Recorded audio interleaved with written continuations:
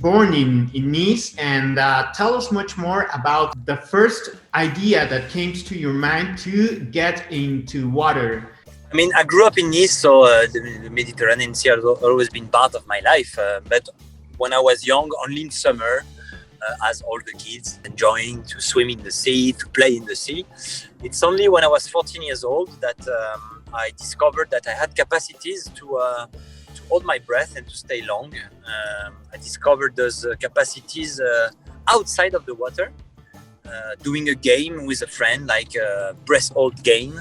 And I discovered that I was able to hold my breath very long time. And because the Mediterranean Sea was very close to me, I decided, okay, let's try to hold my breath underwater and to explore the underwater world. And, this is really when I fell in love with freediving, and I knew since the beginning that I really wanted to explore those skills and to go deeper and deeper. What goes through your mind during the dive? Yeah, I have to be very focused during the dive. I'm really focused on everything that is happening, like in the present. Like I'm really here and now. I cannot think about future or the past. I'm really living the present. I'm diving into an extreme environment, so I need all my attention. How do you calculate the remained air in the lungs? What is your capacity and how to train that? My lung capacity is about 10 liters in total.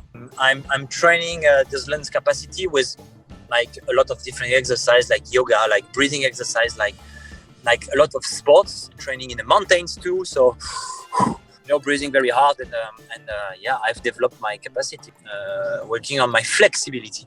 Very important to be flexible, and it is essential that you have calm on your mind, on your body, and to have some relaxation before a big dive. What is your ritual? What do you do? Normally I'm diving in the morning. I like deep dive in the morning, and from the moment I wake up, I am doing some exercise to get my body ready, flexible, and I try to really stay calm and still to be in the economy of energy. This is very important to be relaxed. So I focus on the breathing, and the breathing helped me to control my mind and my level of stress and my emotions. What is the relationship that you see with timing and this ritual that you do? You count in your head. You use the chrono. You use some device like a watch. When I'm diving very deep, for all my training, of course, I use my watch and I use a computer to check the time, to record all the data. But during a deep dive, I have to forget about all the technology and all the device, and I only can trust my body, because I cannot wear a mask during a deep dive. I cannot see the watch. So it's with experience and with time, I learned to know exactly every second. I've developed a very accurate relation with time. How many dives do you think you have done in your entire life? Very interesting question. It's sometimes I'm telling several, like 20, 30,000 dives. Sometimes I'm like maybe more, like 100,000 dives. It depends what you call dive. If a dive is diving deeper than 5 meters, I would say more than 100,000 dives. If a dive is deeper than 100 meters, is less than 100. Did you also practice scuba diving and relaxation and try to make the tour and to see fish and all that stuff? Almost never. Okay. I tried because I'm very curious, and so I did a little. Okay, this is going against the free-diving training. This changes the capacity or... No, it's not about going against freediving. It's just because I love so much the feeling of freedom when I'm underwater, being light, being just with my mask and fins, and that having this heavy equipment, to me, it's not natural. and this is not the way I like the link with the water. And how do you manage to go that deep and to keep the speed in the limit and all that kind of thing? It's about precision, right? Because your lungs are trying to take you up. And what do you manage? You use some weights or what? It's all about training. Before I was not using weights, and I was floating a lot on the first 30 meters, and then the floatability is changing. The buoyancy is changing with the pressure. Lately, the last 8 years, I'm using 1 kilo, but the rule is that if you use a kilo, you have to keep it all the way down and up. Everybody has to find his own balance, depending on if you want to work hard at the beginning of the dive, on the ascent, if you want to find a good balance. It's all about training. I'm diving all year long. I'm doing a lot of experiments, and sometimes without weight, sometimes with a lot of weight.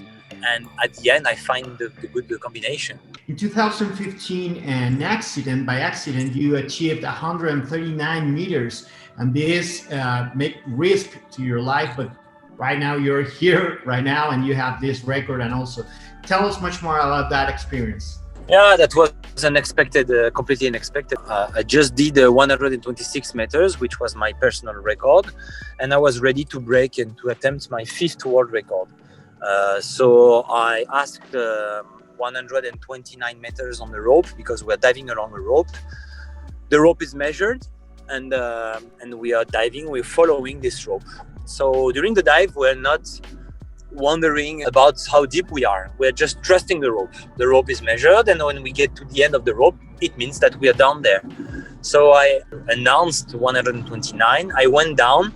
I could feel during the dive that it was a bit longer than expected, but was so focused that then I was like, okay, maybe I was a bit slower, or maybe there is a little bit of current. Or I didn't really realize that it was 10 meters deeper during the dive. And on the way up, I lost consciousness because the dive was too long. 10 meters more on the way down, 10 meters more on the way up. It's way longer.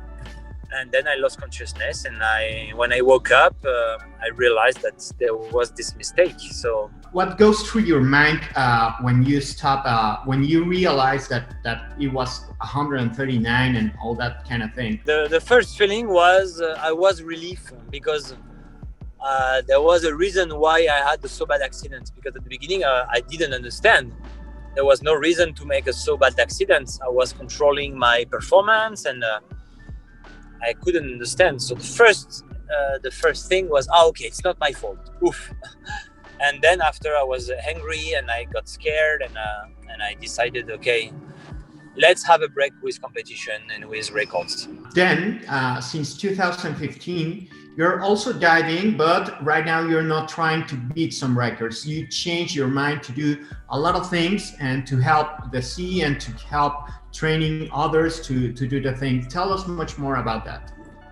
Yeah, I took a break from competition, and I developed all the things that I love with freediving, is to share my experience, my expertise through different way.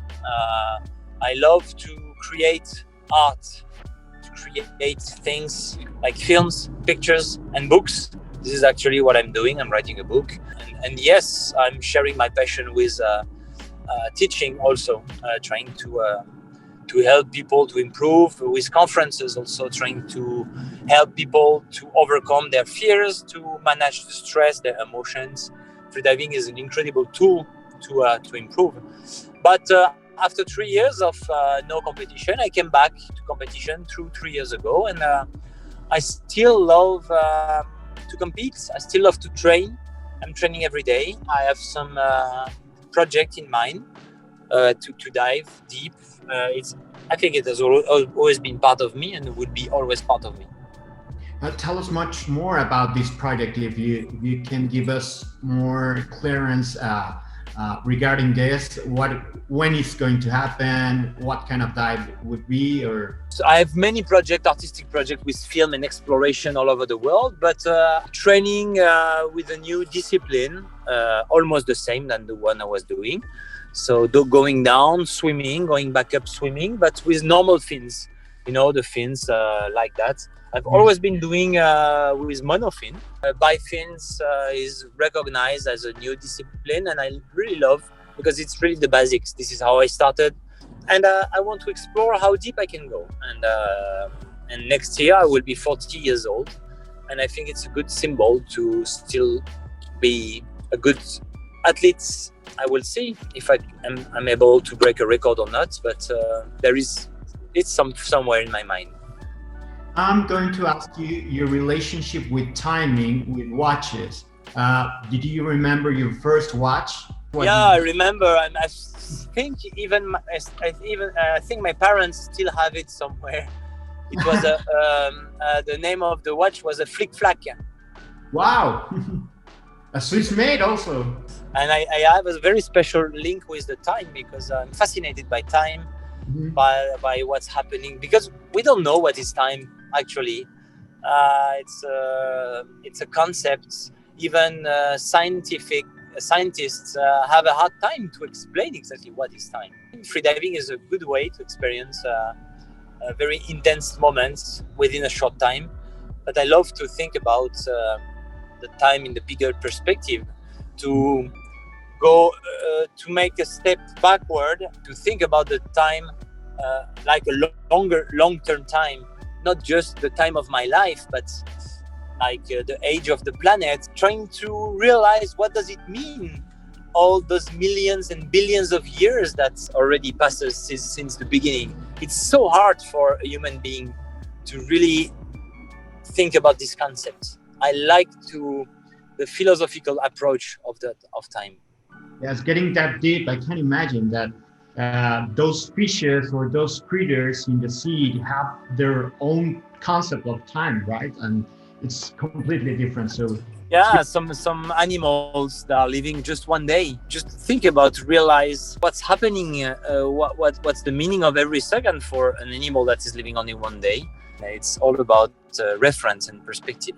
And tell us right now, when was your connection with Panerai? When does it happen? How does it happen? It started in 2018, the year I came back to competition after my break. Panerai contacted me and proposed me to think about writing a story together. We share the same approach, same spirit, the same passion for exploration, the adventure, and we have the same roots with the Mediterranean Sea. It became kind of natural to collaborate together and to work together. Of course, you know Panerai before because it is a big brand. It is a big name in the industry, and you see it in the airports. And being in Europe, of course, you have this relationship, as you said, with the Mediterranean Sea. But how did the perspective that you have or your thoughts about the brand change before you were linked to Panerai and right now? Before I knew Panerai because of Mike Horn, who is an ambassador, and I was following his adventures, and I was like, okay, Panerai is the brand for adventurers because they're following the king of adventure. So when they approached me, I was like very proud because it's the perfect combination of elegance and power and strength. And today, after working 3 years together, I realized that I was not wrong. It's really in the roots of the brand to push and redefine the limits of exploration. What we are doing right now with the new Luminor, because normally, historically, the underwater, the watch for the underwater has always been the submersible, but now we are trying with the Luminor, with another model, with another elegance, and I like this idea of trying. You're linked to one of the most dynamic brands in the industry right now.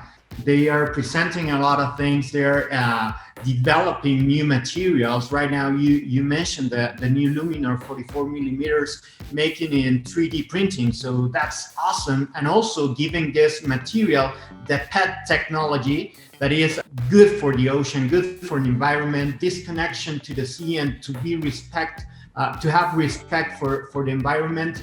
How does it fit your thoughts, your work, your knowledge? Very proud to belong to Panerai family. They are moving forward in the good direction. As you say, they are like one of the most dynamic brands today. It was good to share conversations with the CEO, Jean-Marc. He was really listening to my vision, also trying to preserve the ocean and trying to show the example, as being innovative. And I really like this approach and this dialogue that is possible between us. You worked with Panerai to develop these watches, these Guillaume Néry limited editions, these special editions. You have worked with them to select the colors. The way I'm not a watch designer, so it's more like we are talking together and having ideas on what can be tried. I'm more into testing afterwards. There are a lot of discussion and I'm part of it. They have the best lab in the world with you, for testing and toughness and all that kind of thing. You're the perfect guy. Which is your favorite model? I can't wait to try the new Luminor, which I haven't tried yet, but now my favorite by far is the one I have on my wrists. I love this one. I love the colors. It's the one that was created for the 15 customers that made the experience with me in French Polynesia. The color is inspired by the color of the lagoon of the islands of French Polynesia. It's very subtle, a combination of elegance and strength, and I really love this watch. And right now, the whole industry is following that kind of thing. The experience, the watch, to see really the inspiration behind the brand that moves forward. Yeah, I think Jean-Marc had like one of the best idea, and this is what I like working with Panerai and Jean-Marc, is that he has no limitation in his mind. He wants to try new things. He shared this idea with me, and I was like enthusiastic. Because I think this is a good idea to associate a product with that value, with an experience, give a kind of a soul to the product, because the product will be always associated with a memory. Very nice to bring the 15 customers to my other home, French Polynesia, and to help them overcome their fears. And I always love to share moments with real beginners. Well, just for the last questions, I want to ask you if you have traveled or you have visited or diving into Mexico, to tell us much more about that if you have. Mexico is a crazy place to freedive, because either the East Coast or the West Coast have like unlimited wonders to explore. On the Yucatan, I really fell in love with the cenotes.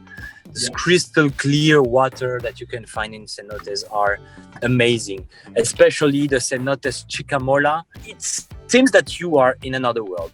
And on the West Coast is the Pacific. I love the Pacific. This is why I love Tahiti. So you have like plenty of options. Mexico is really a place of wow. Hello to your daughter. Thank you so much for your time. My pleasure. Valuable knowledge about this whole thing, and wishing you the best for the future. Thank you.